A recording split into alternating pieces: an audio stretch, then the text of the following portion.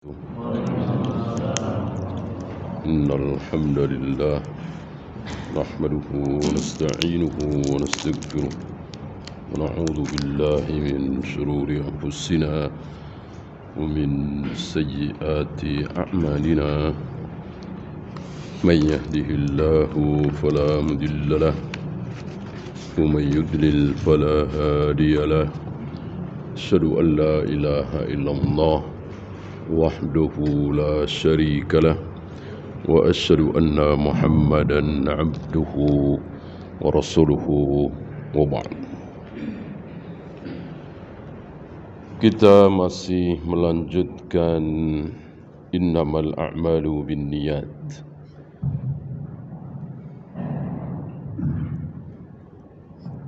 Hadis ini disyarahkan dengan begitu panjang oleh beliau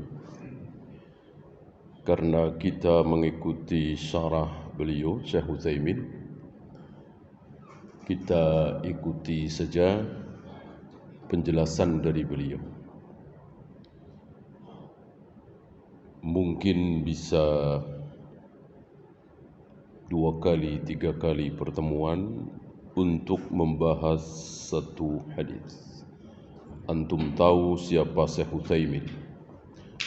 Pembahasannya rinci, tafsir, istilah kita sampai ke akar-akarnya, sampai masalah sepele dibahas oleh beliau.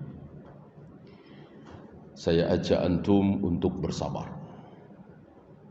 ya. Tidak usah bertanya kapan selesainya, ya. Ada yang nanya ke Syekh Albani, kapan selesai belajar? Tauhid lagi, akidah lagi, manhaj lagi. Ya. Beliau menjawab, sabar. Jangan bertanya kapan sampai. Yang penting kita berada di jalan ini.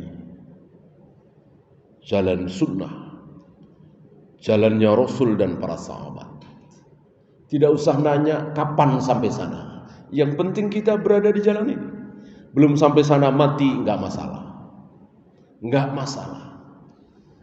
Baru belajar satu kitab di pertengahan atau baru 3-4 lembar mati, ya enggak masalah. Sudah belajar. Baru tobat dari maksiat, seminggu kemudian mati, enggak masalah. Alhamdulillah sudah bertaubat. Ya.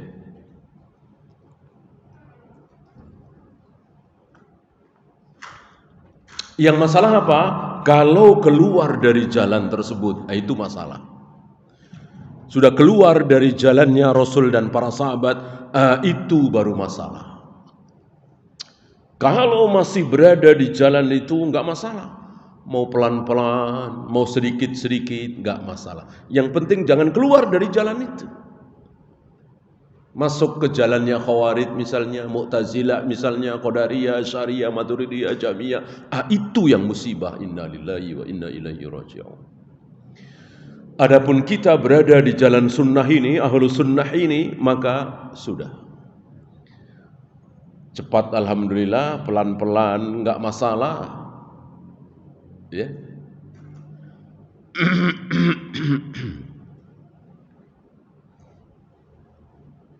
Lihat para a'immah. Belum lama kita bahasnya di awal dulu. Sebagaimana Al-Imam An-Nawawi. Umur berapa beliau wafat? 45 atau 44. Masih muda sekali. Tidak seperti yang lain, ada yang 80 tahun, ada yang 85 tahun. Beliau baru 44 atau 45. Kan masih produktif sekali. Seandainya Allah tunda 10 tahun saja, 15 tahun, sudah berapa banyak itu karya-karyanya. Tapi Allah tidak silau, ya. Allah tidak tergoda, istilah kita ya. Kalau Allah mentakdirkan, maka Allah tidak tergoda. Ya. Ini aku takdirkan dia mati di umur 25 tahun. Tapi di umur 15 tahun, 16 tahun sudah kelihatan cerdasnya, solehnya, baiknya, dermawannya. Apa iya ya aku matikan di 25 tahun ya? Apa enggak sayang itu? Kalau saya tambah 25 tahun lagi kan luar biasa. Kesolehannya, ilmunya, enggak. Allah tidak tergoda. Allah mau tentukan 25, 25. Apapun yang terjadi pada diri orang ini, mau soleh kayak apa. Ya. Bahkan ada riwayat Nabi Isa itu belum sampai 40 tahun.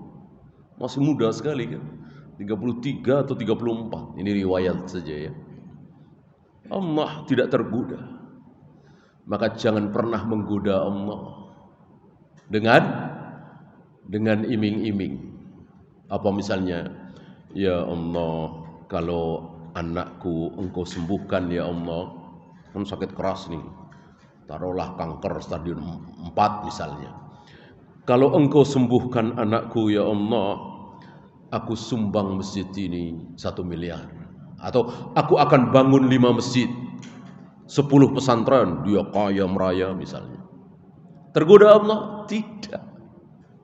Tidak. Allah mau matikan ya mati. Allah enggak tergoda. 5 pesantren, 10 masjid. Banyak juga tuh. Lalu ya udahlah aku sembuhkan. Enggak ada, enggak seperti itu Allah. Kalau kita iya. Allah tidak tergoda. Oleh karena itu nazar seperti tadi baik apa buruk? Ya Allah, kalau Engkau sembuhkan anakku ya Allah, aku bangun 10 masjid. Bangun 1 masjid aja pahalanya luar biasa ya kan. Aku bangun 10 masjid kalau sampai Engkau menyembuhkan anakku yang terkena kanker stadium 4 ini. Ya. Ini baik apa buruk? Ini buruk. Ini buruk. Para ulama berselisih antara makruh dengan haram. Haram dengan makruh. Sebagian ulama mengatakan makruh, enggak baik. Sebagian mengatakan haram. Enggak ada yang bilang sunnah. Kalau sudah terlanjur nazar dan dikabulkan oleh Allah, tentu wajib dilaksanakan. Maksudnya nazar awalnya ini baik apa tidak baik? Jawabnya tidak baik. Kenapa? Kenapa?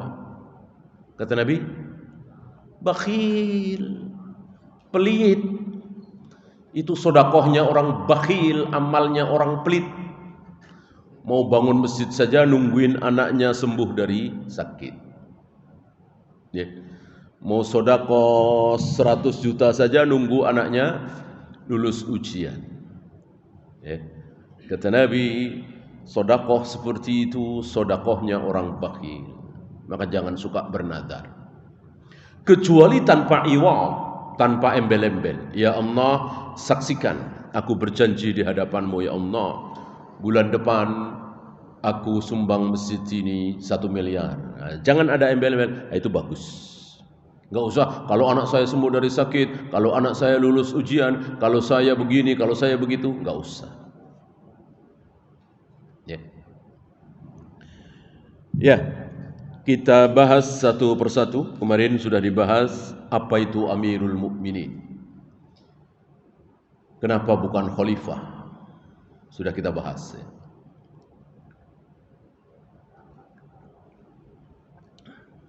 Apa bedanya? Maksudnya apa? Intinya apa? Ya. Dan keluar fawaid dari pembahasan kemarin, tidak penting mau namanya presiden, perdana menteri, raja, khalifah, amirul mukminin, sultan, enggak penting. Yang penting dia pemimpin kita. Yang penting dia pemimpin kita, wajib kita taati, dan dia muslim,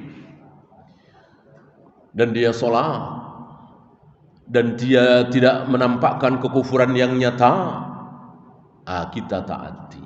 Apapun istilahnya, Nggak ada. Oh, itu bukan istilah syar'i. Nggak ada presiden, nggak ada perdana menteri. Adanya sultan misalnya. Adanya khalifah, enggak. Apapun namanya, orang Abu Bakar dan Umar yang cuman selisih 2 tahun beda namanya. Satu khalifah, satu Amirul Mukminin. Maka keluar pelajaran dari sini, nggak usah pusing dengan nama, nggak usah berkutat di nama. Indonesia itu mau diberi negara apa, nggak usah pusing. Mau negara demokrasi, Pancasila, UUD 45, apalah terserah. Yang penting mayoritas kaum muslimin. Masjid ada di mana-mana. Gema suara azan setiap datang waktu sholat. Inilah negerinya kaum muslimin. Mau diberi nama negara apa, enggak masalah. Memang kalau dirubah negara ini menjadi negara Islam Indonesia, selesai perkara? Habis masalah? Tegak daulah Islamiyah? Ya tidak. Buat apa sekedar nama? Sementara riba di mana-mana, judi, asuransi di mana-mana, yang zina, yang minum khamar, yang berjudi, masjid kosong. Wanita-wanitanya menampakkan aurat. Buat apa? Sementara judulnya negara Islam Indonesia. Biarkan. Mau negara apa? Yang penting mayoritas kaum musliminnya sholat berjamaah di masjid, yang laki-laki, yang wanitanya menutup aurat, anak-anak berbakti kepada orang tuanya, para istri taat kepada suami. Tidak ada atau sedikit sekali yang melaksanakan syirik dan bid'ah. Ya, itu yang penting.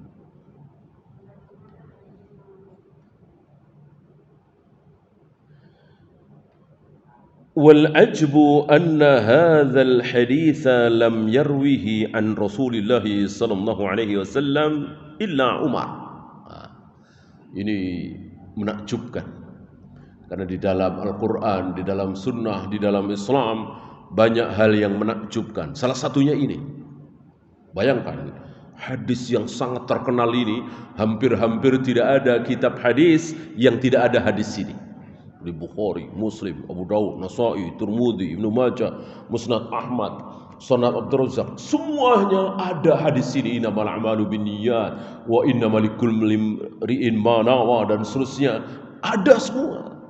Tapi anehnya ketika Nabi bersabda innamal a'malu binniyat wa innamal likulli imri'in ma nawa, yang dengar Nabi bersabda seperti itu cuman Umar seorang diri. Cuman Umar seorang diri. Enggak ada yang lain selain Umar. Abu Bakar enggak, Utsman enggak, Ali enggak, Zubair, Talha, Abdurrahman bin Auf, Abu Hurairah, Ibnu Abbas, enggak ada yang dengar. Satu-satunya yang dengar sabda Nabi innamal a'malu binniyat cuman Umar bin Khattab. Aneh ini. Ya. Dan keanehan ini ditambah yang meriwayatkan dari Umar juga satu orang. Yang dengar dari Umar juga satu orang. Alqamah bin Sa'ad bin Abi Waqqas. Yang dengar dari Alqamah bin Sa'ad bin Abi Waqqas juga satu orang. Aneh lagi kan? Nah, setelah satu orang yang ketiga ini, didengar oleh puluhan, ratusan orang sampai kepada Bukhari, Muslim, Abu Daud, Nasai, Tirmidzi, Ibnu Majah dan lain-lain. Ini menakjubkan sekali. Dan sekaligus jaminan bahwa syariat Islam, sabda Nabi, insya Allah tidak akan hilang.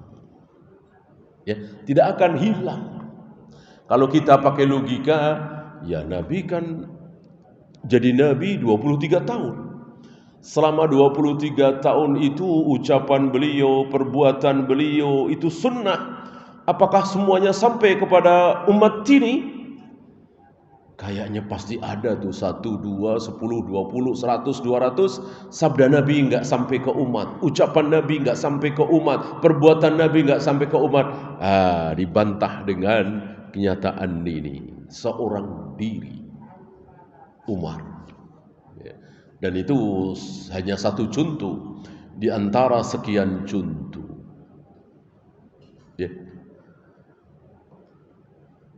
Antum tahu apa bisik-bisik Nabi kepada Fatimah beberapa hari sebelum Nabi wafat?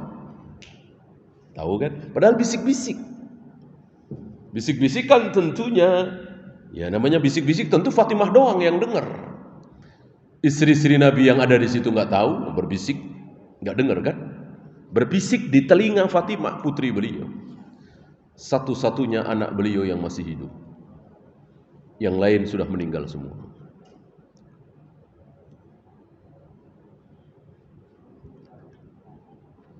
Tapi kita semua tahu. Insya Allah antum tahu. 2 kali bisikan. Bisikan pertama, Fatimah menangis sejadi-jadinya. Bisikan kedua, Fatimah senang, tersenyum, gembira ria. Dan di situ ada istri-istri Nabi.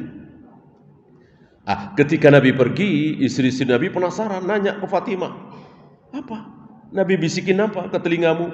Kok engkau menangis, habis itu engkau tersenyum? Kata Fatimah, belum saatnya. Belum saatnya. Ya. Aku belum boleh cerita. Ini Fatimah cerdas ya. Nanti akan aku ceritakan. Dan akhirnya Fatimah ceritakan bisikan itu setelah Nabi wafat. Ya. Dan Fatimah tahu betul maksud Nabi. Karena bisikan pertama mengatakan, wahai Fatimah, kira-kira ya, ini maksudnya saja. Wahai putriku Fatimah, tidak lama lagi aku ayahmu akan dipanggil oleh Allah, akan meninggal. Langsung menangis. Kan sabda Nabi kan pasti nyata, bukan ramalan. Ya. Kata Nabi sebentar lagi ya sebentar. Setelah diberitahu dan menangis, tidak lama Nabi membisikkan lagi ke telinga Fatimah, wahai putriku, orang pertama dari keluargaku yang akan menyusul aku mati adalah engkau Fatimah. Langsung tersenyum. Luar biasa ya. Kalau kita digituin, kira-kira tersenyum apa sedih? Lah kok saya ya Rasul? Ya. Yang lainnya dulu kayak ya. Fatimah justru senang. Karena bagi Fatimah itu dunia itu kecil, bangkai kambing, sampah, laibun, walakbun, sendaguro, permainan. Gak ada serius-seriusnya. Ya. Maka antum di dunia itu gak usah terlalu serius-serius. Ya. Sendaguro doang.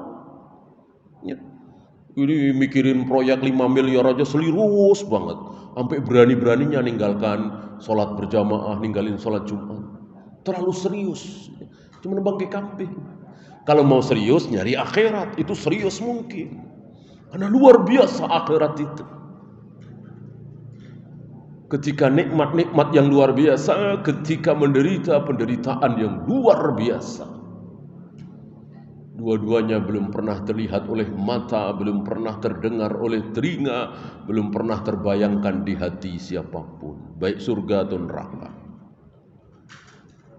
Ya. Di bisikan kedua inilah Fatimah senang, tersenyum. Ya tentu Fatimah ceritakan setelah Nabi wafat. Ketika Nabi masih hidup berarti Fatimah nggak paham. Ya. Ini sekedar contoh betapa sabda-sabda Nabi, perbuatan Nabi sampai ke umat ini Allah yang menyampaikan lewat Fatimah, lewat Aisyah. Ya. Nabi sujud, telapak kaki kiri dan kanan ditempelkan, tidak direnggangkan tapi ditempelkan. Itu yang jadi saksi mata siapa? Aisyah. Malam-malam. Ya, Aisyah malam-malam. Ya. Kita tidak ada dalil. Taruhlah dilihat di sifat salat Nabi. Ya, nggak ada Abu Bakar misalnya, Umar misalnya, Ibnu Abbas misalnya, Ibnu Mas'ud. Aku melihat Rasulullah ketika sujud itu menempelkan telapak kaki kiri dengan kanan. Nggak ada. Sahabat nggak ada mengucapkan seperti itu. Ya, terlewat.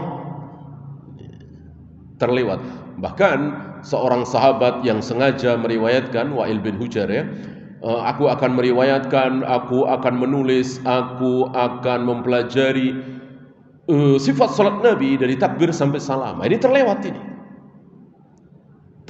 Nah, justru terambil dari Aisyah yang malam-malam bangun mendusin kehilangan Nabi. Ya. Sebagai suami ingin memeluk atau apa, meraba-raba, enggak ada, terus meraba-raba, akhirnya tanganku menyentuh kedua telapak kaki Nabi yang sedang sujud. Kata Aisyah seperti itu. Tanganku, tangan kanan ya. Tangan kananku satu, bukan kedua tanganku ya. Tangan kananku satu menyentuh dua telapak kaki Nabi yang sedang bersujud. Dua telapak kaki Nabi tersentuh oleh satu telapak tangan Aisyah. Kira-kira telapak kaki Nabi yang kiri dan kanan jauhan apa nempel? Jauhan apa nempel? Tentu nempel. Kalau jauhan tentu Aisyah akan mengatakan telapak tanganku menyentuh telapak kaki Nabi yang kiri atau yang kanan atau salah satunya. Karena luar biasa bahasa Arab itu ya. Antara satu, kiri, kanan, dua-duanya beda kalimatnya. Dan mudah diucapkan. Kalau kita kadang-kadang enggak, aku menyentuh telapak kaki Nabi, nah, enggak jelas kiri apa kanan. Dalam bahasa Arab jelas, kiri ya sebut kiri, kanan ya kanan. Ini dua. Ya. Telapak tanganku menyentuh dua telapak kaki Nabi yang sedang sujud. Ini menunjukkan bahwa ketika Nabi sujud, telapak kaki kiri dan kanan menempel. Ini semakin menunjukkan bahwa sunnah-sunnah Nabi sengaja Allah sampaikan kepada umat ini lewat hadis-hadis yang tersembunyi tadi. Dan itu sekaligus dalil bahwa istri menyentuh suami batal apa tidak wudunya? Tidak. Kalau batal tentu Nabi sudah batalkan sholatnya, batal wudunya tentu batal sholatnya. Ya. Banyak dari kita beranggapan bahwa ketika suami istri sudah wudu menyentuh batal. Padahal yang benar tidak batal.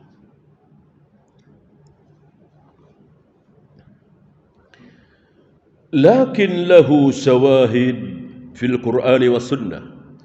Akan tetapi hadis yang aneh ini yang hanya didengar oleh Umar seorang ini punya syahid, punya syawahid, punya penguat, punya mutaba'ah, punya saksi, ya, pendukung bahasa kita. Mana? Al-Baqarah 272. Qala Allah Ta'ala, "Wa ma tunfikuna illa ibtigha'a wajhillah." Dan tidaklah kalian berinfak kecuali harus dalam rangka mengharap wajah Allah. Mengharap wajah Allah maksudnya? Maksudnya ikhlas. Ikhlas. Tidak mengharap wajah manusia, tetangga, saudara, mertua dan seterusnya.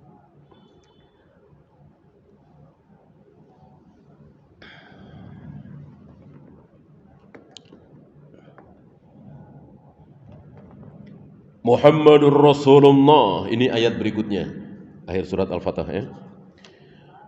Muhammad Rasulullah walladzina ma'ahu asyidda'u 'alal kuffar rahama'u bainahum tarahum ruk'an sujjadan yabtaguna fadlan minallahi wa ridwana. Ini yabtaguna fadlan minallahi wa ridwana. Ini syahidnya. ketika Allah menceritakan ciri-ciri para sahabat. Muhammadur Rasulullah walladzina ma'ahu. Muhammad Rasulullah dan orang-orang yang bersama dia. Orang-orang yang bersama Rasulullah siapa? Abu Bakar, Umar, Utsman, Ali, Zubair, Talha, Burairah dan seterusnya para sahabat ridwanullah alaihim jami'an. Bagaimana sifat para sahabat? Asyidda'u 'alal kuffar, ruhama'u bainahum, tarahum ruk'an sujadan dan seterusnya.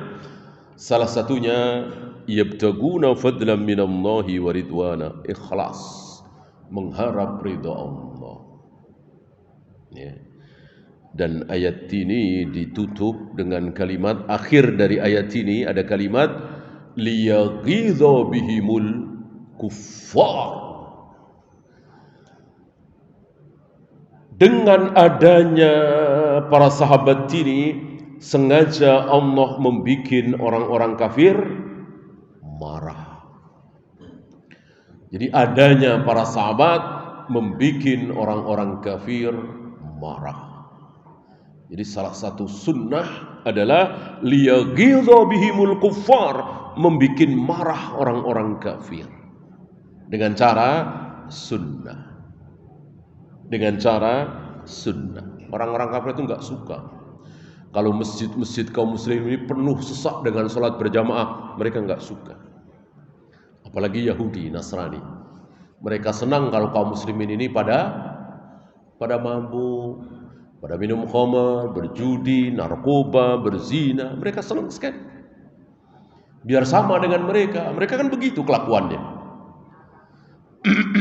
Kalau kaum muslimin mengikuti mereka, mereka senang sekali.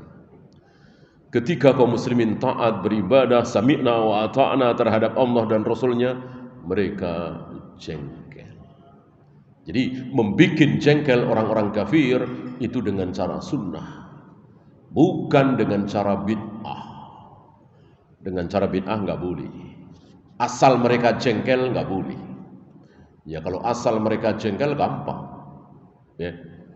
Kita bingkil jengkel mereka, caranya bagaimana? Kita bakar rumahnya, kita bunuh anak-anaknya. Tentu mereka jengkel kan? Ya, tapi nggak boleh. Ya. Harus dengan cara sunnah, cara para sahabat ridwanullah alaihim jami'an. Kemudian tadi dua ayat ya. Sekarang hadis yang mendukung hadis innamal a'malu binniyat. Hadis Sa'ad bin Abi Waqqas. Ini hadis ini nanti juga ada ya, atau ini ada di Riyadhus Shalihin.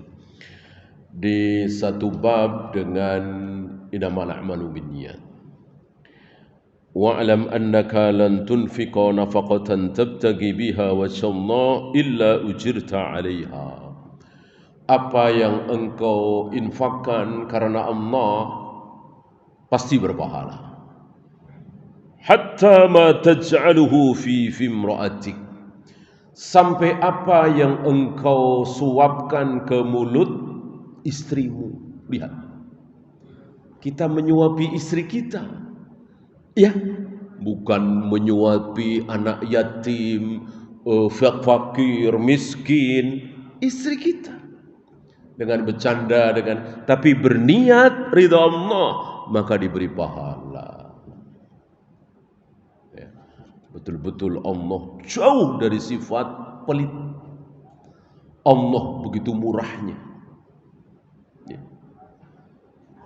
Memberikan sesuatu kepada anak istri kita dan itu kita lakukan dalam rangka mengharap wajah Allah, diberi pahala. Ya.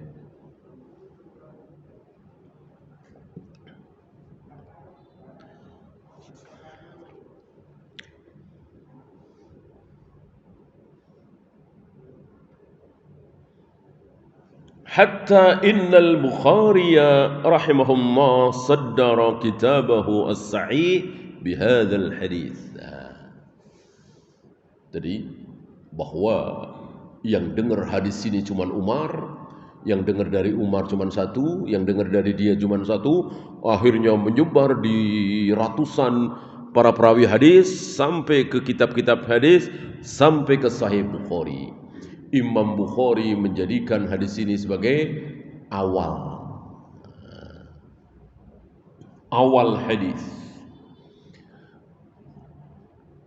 Dan nanti akan dibawakan oleh beliau betapa hadis ini merupakan madarul Islam, pokok-pokok Islam. Ya. Ada dua. Sebagaimana syahadat kita ada dua, la ilaha illallah Muhammadur Rasulullah, maka ada dua hadis seolah penerus dari la ilaha illallah Muhammadur Rasulullah. Mana yang satu? Ini dia, innamal a'malu binniyat. Ya, la ilaha illallah innamal a'malu binniyat. Mana satu lagi? Nah, nanti akan dibahas oleh beliau. Penerus dari Muhammad Rasulullah itu apa? Ya. Nah, dari sini sebagaimana yang waktu itu kita bahas, 40 hadis yang ditulis oleh beliau tidak asal-asalan. Kalau asal-asalan kita juga bisa. Ambil aja Sahih Bukhari. Ada 5.000 sekian hadis. Kalau dengan yang diulang-ulang jadi 7.000 sekian hadis. Ambil aja 40 acak-acakan asal-asalan. Antum juga bisa, saya juga bisa. Tentu tidak seperti itu. Tapi Bukhari dibaca dulu semua hafal. Muslim dibaca semua hafal. Sunan Abu Daud, Nasai, Tirmidzi, Musnad Ahmad dibaca semua hafal. Sudah hafal semua, ambil 40. Bukan sembarangan ini. Enggak mungkin antum bisa lakukan, enggak mungkin saya bisa lakukan. Ulama pasti yang bisa lakukan. Ya. Maka jangan sombong mensejajarkan diri dengan Imam Nawawi. Saya juga bisa bikin 40 hadis. Ya. Kecuali antum sudah baca semuanya. Maka para ulama melarang meringkas-ringkas hadis. Jangan. Terutama para pelajar, apalagi orang-orang awam enggak boleh. Yang boleh meringkas-ringkas hadis hanya ulama. Ayat siapapun enggak boleh. Ayat tidak boleh diringkas-ringkas. Hadis boleh, tapi oleh orang yang berilmu.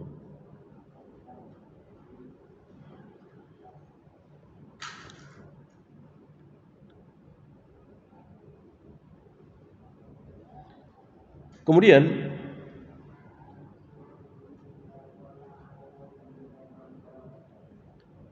ada sesuatu yang tidak disebut oleh Nabi sallallahu alaihi wasallam. Padahal yang lain disebut. Nah, menarik ini, ada fawaid di dalamnya. Pertama,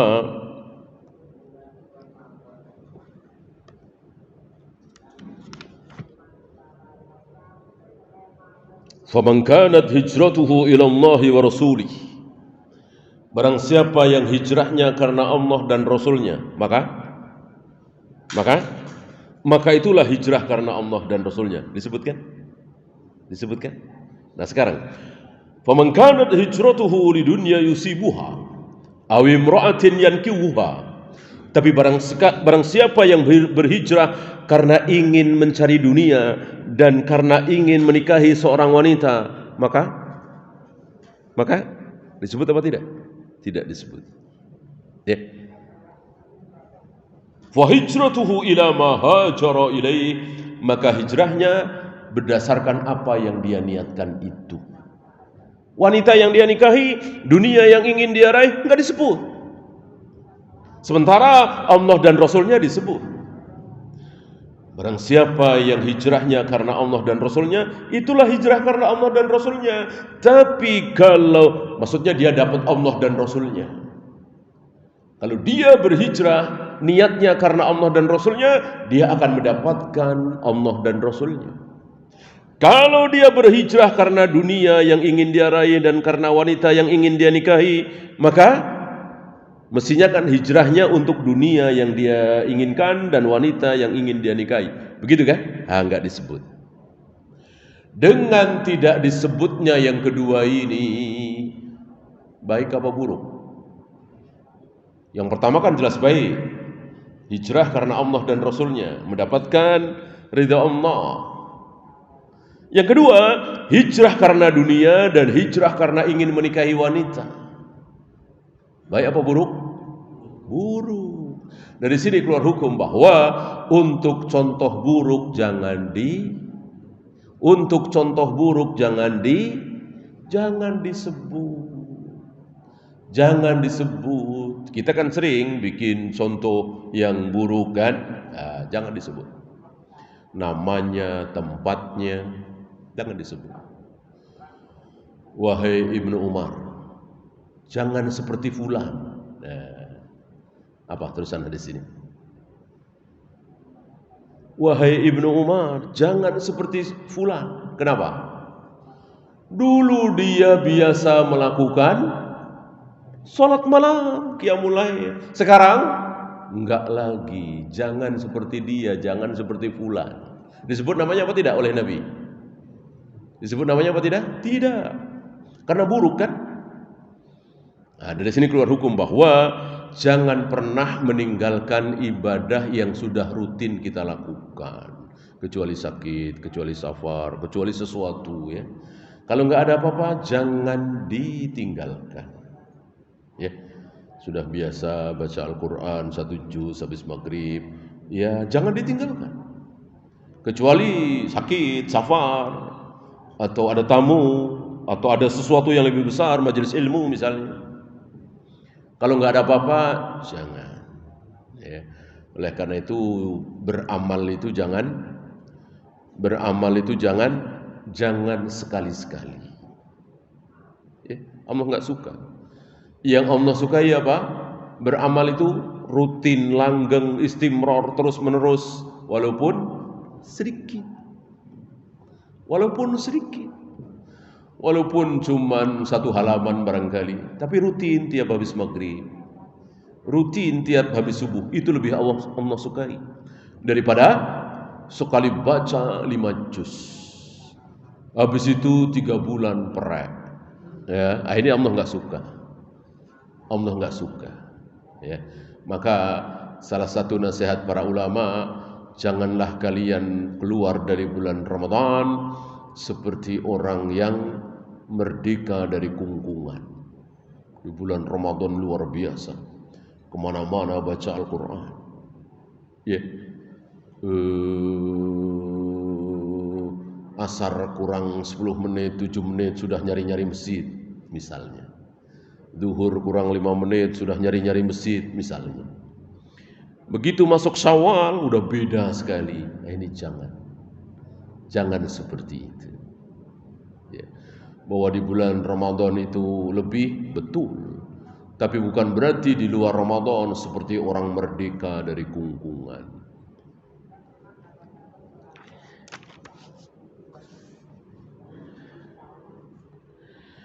Sebaliknya, ketika kita ingin membahas kesalahan orang, aib orang, silahkan di depan orangnya, di depan yang bersangkutan. Maaf Pak ya, ini kan nggak ada orang ya. Bapak itu kalau ngomong jangan begini. Itu bagus kan? Maaf Pak ya, ini nggak ada orang ya. Bapak kan sering ya saya lihat makan minum pakai tangan kiri. Itu haram Pak, cara makan minumnya setan. Di depan orangnya berdua gitu. Jangan diomong di belakang. Nih, perasaan itu yang suka pakai baju itu ya, perasaan udah lama ngaji ya, tapi masih makan minum pakai tangan kiri ya. Ngomong di belakang jangan ya, di depannya. Sebaliknya, kalau mau membicarakan tentang kebaikannya, keutamaannya, jangan di depan orangnya. Kata Nabi, ibarat mematahkan punggung. Ya, jangan. Kita memuji, kita nyanjung seseorang, silahkan di belakang, jangan di depan. Hari ini setan iblis sukses menjungkir balikkan kaidah ini.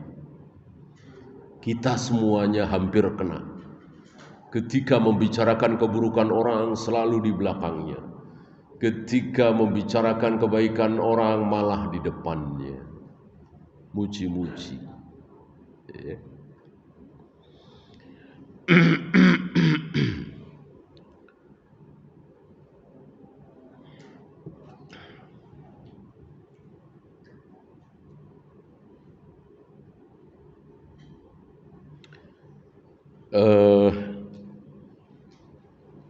Untuk i'rabnya bahasa Arab kita lewati saja ya.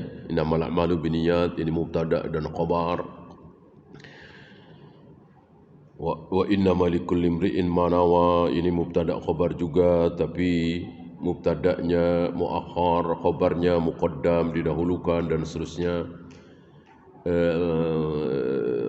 Kita masuk ke innamal a'malu binniyat wa innamal likulli imri'in ma nawa. Ini seolah-olah diulang.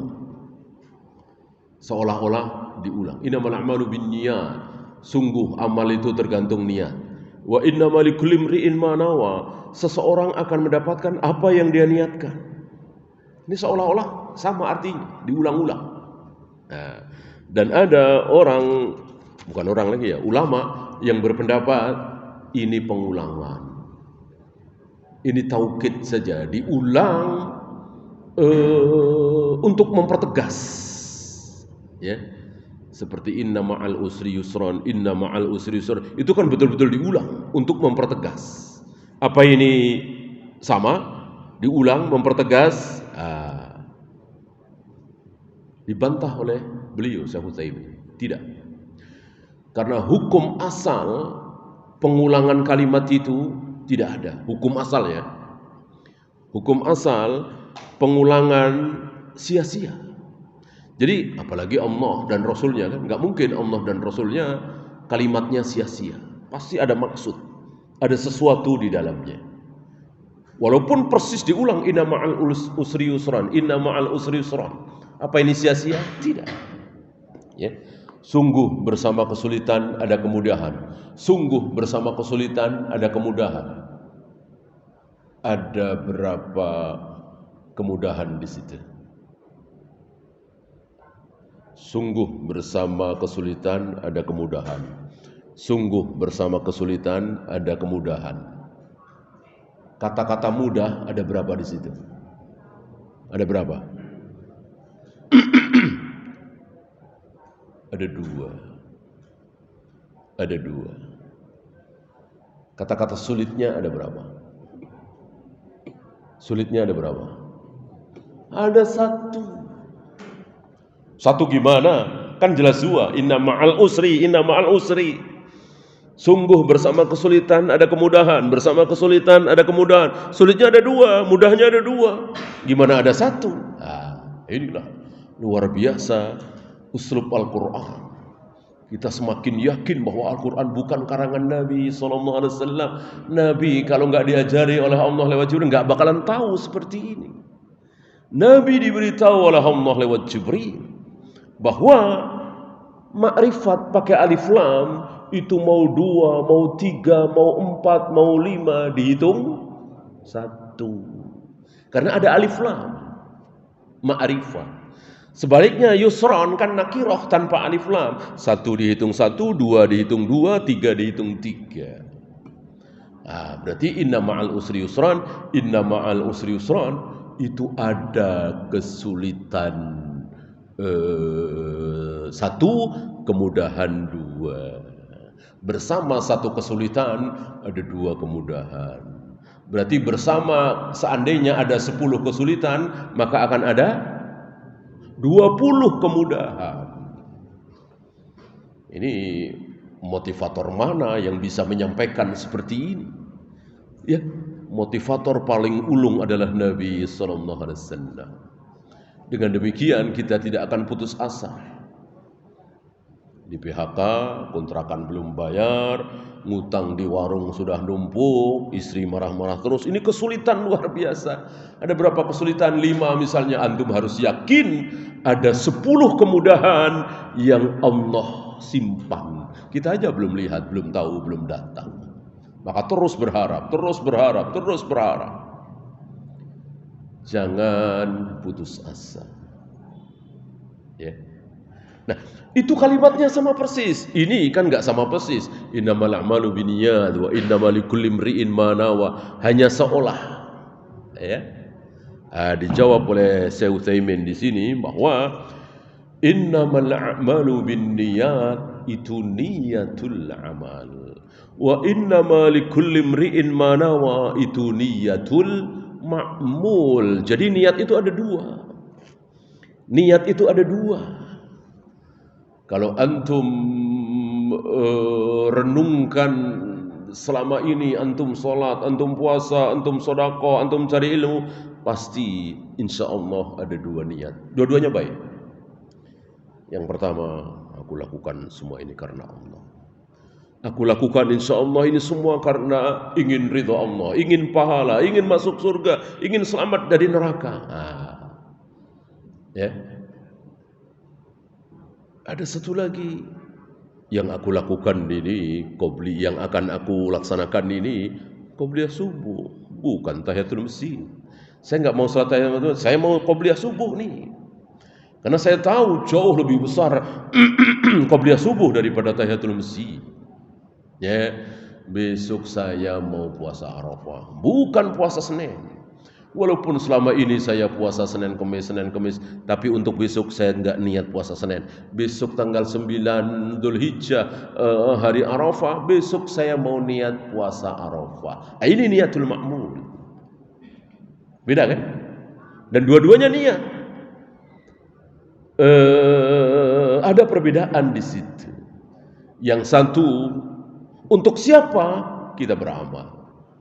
Yang satu lagi, amal yang mau kita lakukan, amal apa? Solat yang akan kita lakukan, solat apa? Puasa yang akan kita lakukan, puasa apa? Dan seterusnya. Ya.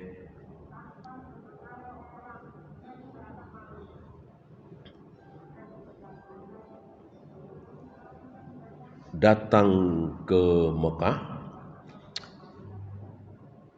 pertama kali, maksudnya baru nyampe dari Indonesia, kemudian masuk Masjidil Haram, kemudian tawaf. Tentu antum ada niat, ini tawaf apa nih? Ya, tawaf ini pas haji ya, bukan pas umroh. Tawaf apa ini? Wada, ifadah, apa kudum? Nah, tentu kudum. Bukan wada, bukan ifadah. Ifadah nanti tanggal 10.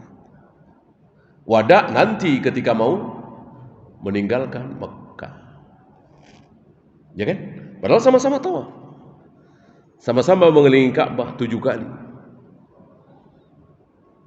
Dan diselingi dengan mencium Hajar Aswad kalau bisa. Kalau tidak bisa jangan memaksakan. Ya. Jadi mencium Hajar Aswad itu harus di sela-sela tawaf, tidak boleh tanpa tawaf. Ya. Antum masuk Masjidil Haram, sudah selesai umrah, selesai haji, tinggal nunggu pulang, masuk Masjidil Haram, melihat Ka'bah, agak sepi nih, biasanya ramai. Antum langsung datang kucluk ke depan Hajar Aswad, cium. Udah dapat, alhamdulillah, antum nyender di tiang situ. Ini dapat pahala apa dapat dosa? Dapat dosa.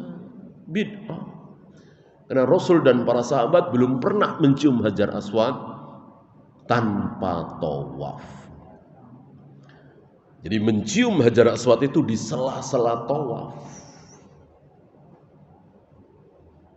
Gitu ya.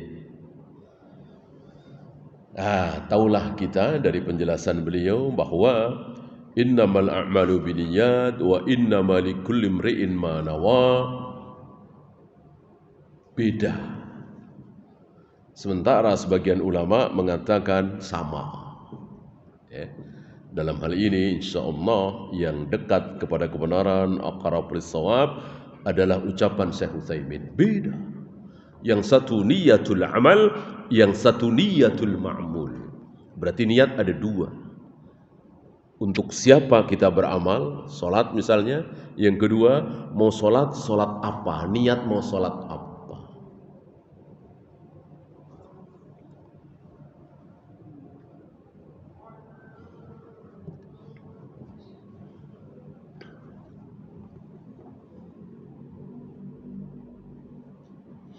Dan niat itu letaknya di mana? Di lidah apa di hati? Di lisan apa di hati? Di hati. Bukan di lisan.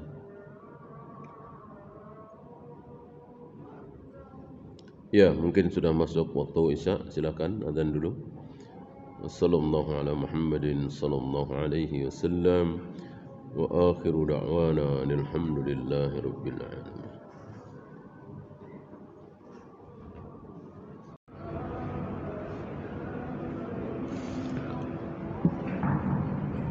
Alhamdulillah, salatu wassalamu ala Rasulillah. La haula wa la quwwata illa billah. Ba'd. Ada pertanyaan?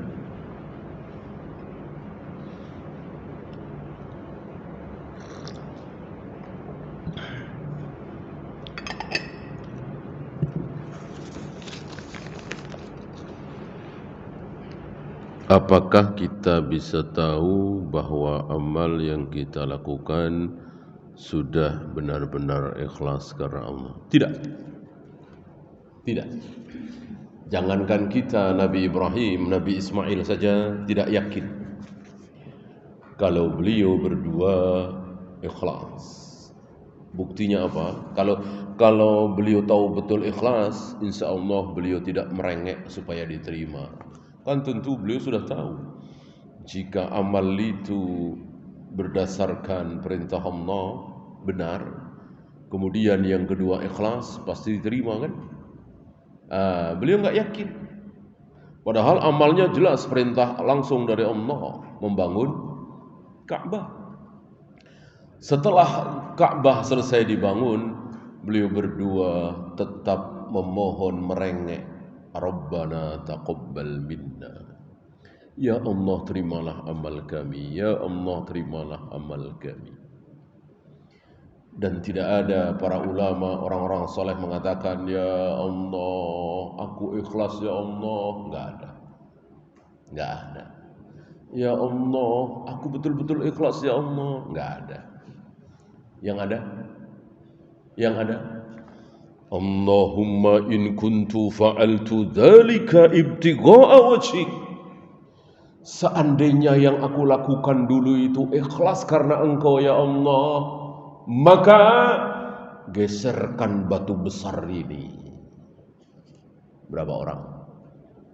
3 orang yang terjebak dalam gua. 3-tiganya wali Allah, 3-tiganya orang saleh, tapi 3-tiganya tidak yakin kalau amal soleh yang pernah dilakukan dulu beberapa tahun yang lalu betul-betul ikhlas karena Allah. Maka kalimatnya seperti tadi.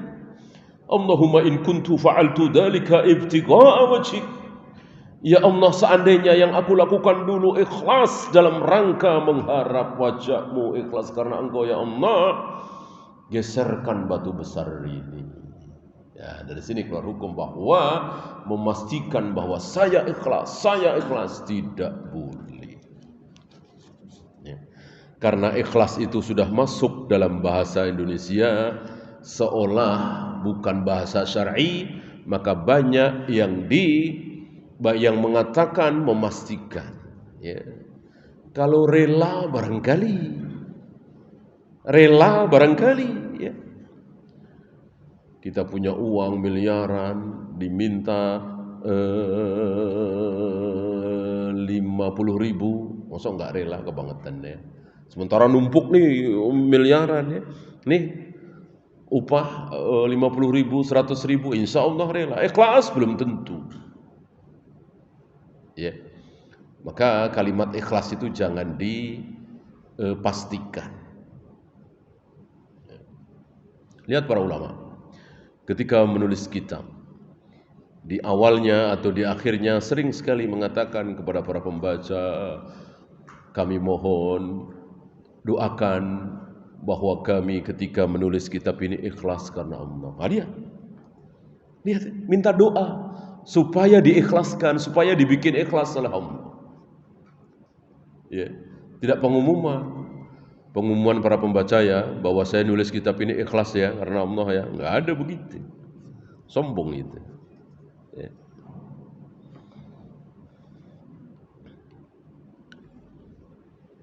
Bolehkah bersalaman dengan mencium tangan untuk orang yang lebih tua? Ini tidak ada contoh ya.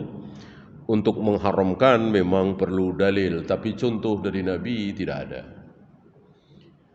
Rasul dan para sahabat tidak menjadi kebiasaan Rasul dan para sahabat. Para sahabat ketemu Nabi, salaman dengan Nabi, mencium tangan, enggak ada riwayat. Enggak ada riwayat. Yang ada riwayat apa? Barangkali pernah dengar. Rasul mencium tangan, pernah dengar? Siapa? Justru Rasul yang mencium tangan Fatimah, putri beliau. Berarti Rasul ingin mencontohkan bahwa mencium tangan itu tanda kasih sayang, bukan tanda penghormatan. Kan luar biasa sayangnya Nabi kepada putri satu-satunya Fatimah. Nah, ketika itu dicium, mungkin di kita aneh, ya, enggak kebalik ini. Nah, kita kebalik ya. Untuk mengharamkan ya butuh dalil, tapi contoh dari Nabi SAW tentu itu yang terbaik. Ya, salaman biasa saja. Ya. Karena itu yang dicontohkan oleh Nabi, salaman. Lebih dari salaman, mu'anaqah, berpelukan. Ini pun sunnah. Kadang dilakukan oleh Rasul dan para sahabat ketika sepulang safar. Sepulang safar dari Syam misalnya, dari Mesir, kan sebulan nggak ketemu, 2 bulan nggak ketemu, kembali ke Madinah, berpelukan. Mu'anaqah. Ya. Kalau tiap hari ketemu, ya cukup salaman. Ya. Bukan duhur ketemu rangkulan, asar ketemu rangkulan, maghrib ketemu berpelukan. Ini enggak ada. Ya. Ya sekali-sekali, mungkin sebulan sekali karena lama. Biasanya ketemu tiap hari, ini sebulan 2 bulan enggak ketemu. Begitu ketemu lagi, berangkulan, berpelukan, mu'anaqah. Itu saja. Selebihnya tidak ada.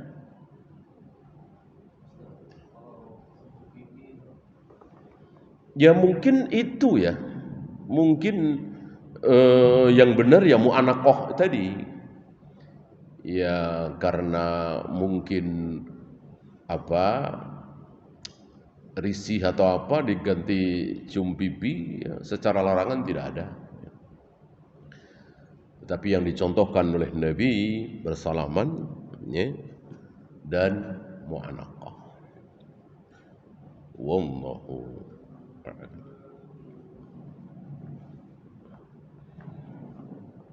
Ada lagi? Iya. Adakah taatan yang harus masuk taat dulu juga terjadi pemimpin kita itu misalnya dia sekuler lagi, misalnya kayak kejadian di Turki lah Kemal Atatürk ya. Iya. Itu kan jelas-jelas dia sekularisasi. Iya.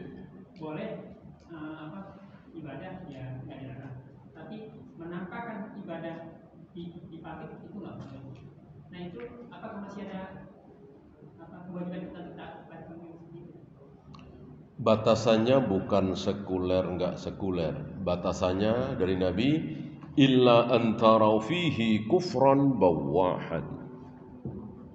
Sampai kalian lihat kekufuran jelas pada diri presidenmu, pemimpinmu, boleh dilawan.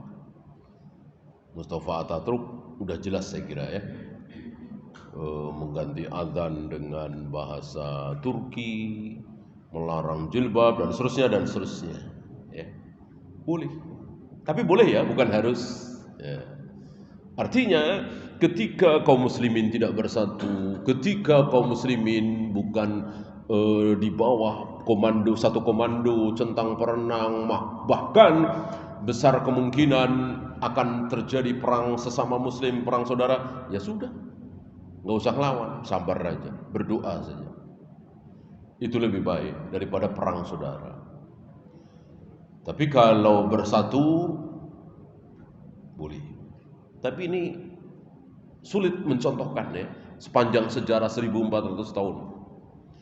Yang banyak sejarahnya kaum muslimin sabar, iya, berdoa. Itu banyak sekali. Kalau contoh itu banyak sekali. Ya, Syekhul Islam kan mending di penjara.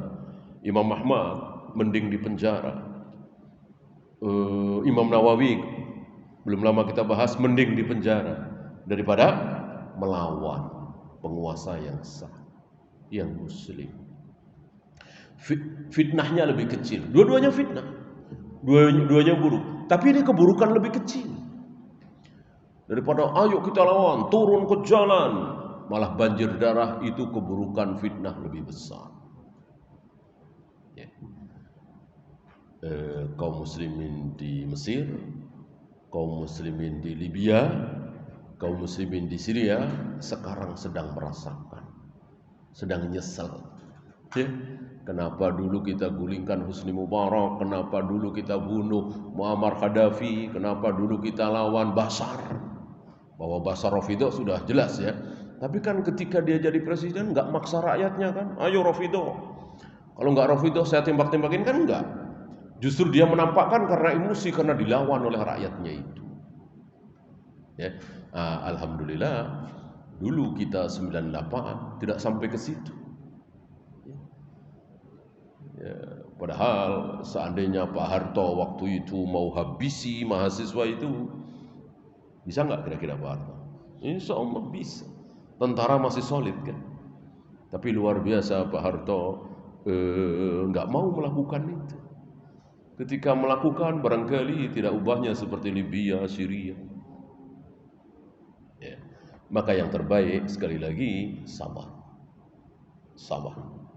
Sebagaimana kesabaran para sahabat ketika dipimpin oleh Hajjaj bin Yusuf, ketika dipimpin oleh Khalifah Al-Ma'mun, dan seterusnya yang banyak menampakkan keburukan-keburukan itu.